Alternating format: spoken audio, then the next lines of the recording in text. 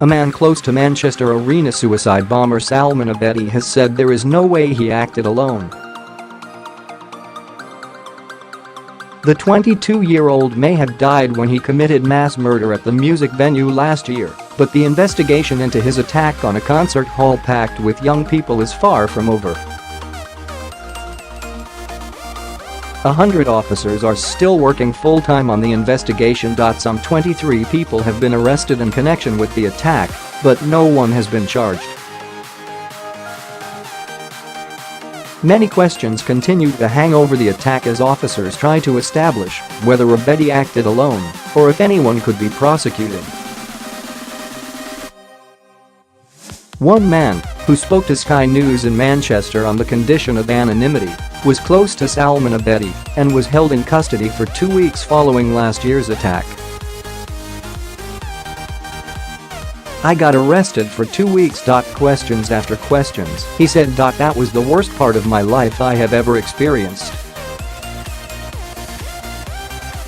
Being questioned made me feel like I was part of it."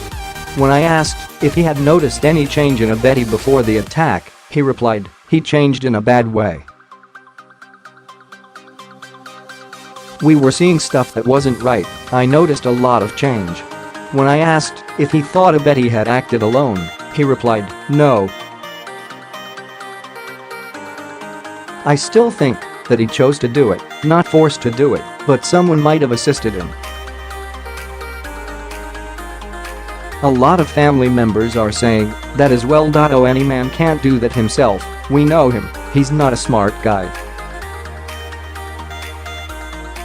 We know what he's capable of. Someone definitely helped him out." The man police really want to speak to is Abedi's brother, Hashem.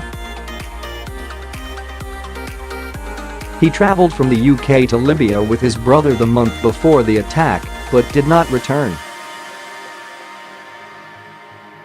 Salman Abedi, however, did return and made his way to the Manchester Arena with a bag packed full of explosives. Hashem Abedi was arrested in Libya shortly after the attack, but a year on he remains in the custody of a militia group in Tripoli. The UK has requested his extradition, but it is not clear if or when that will happen. The situation is complex.A. Former head of UK counter-terrorism said it was more a political than a policing issue. An extradition to most countries in the world is reasonably easy, but Libya has other issues, said Chris Phillips. They are dealing with terrorism of their own. There are different factions in charge of different parts of the country, and to get a stable answer has proved difficult, or else they would have brought him here by now. In a statement, Assistant Chief Constable Russ Jackson said, "Firstly, we must respect the Libyan legal process, and we are very grateful to them for considering our request.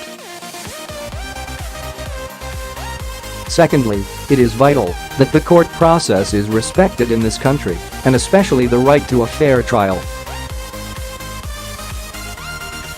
It is because of this that we cannot comment on any specific detail of the case. When we can say more, we will of course do so."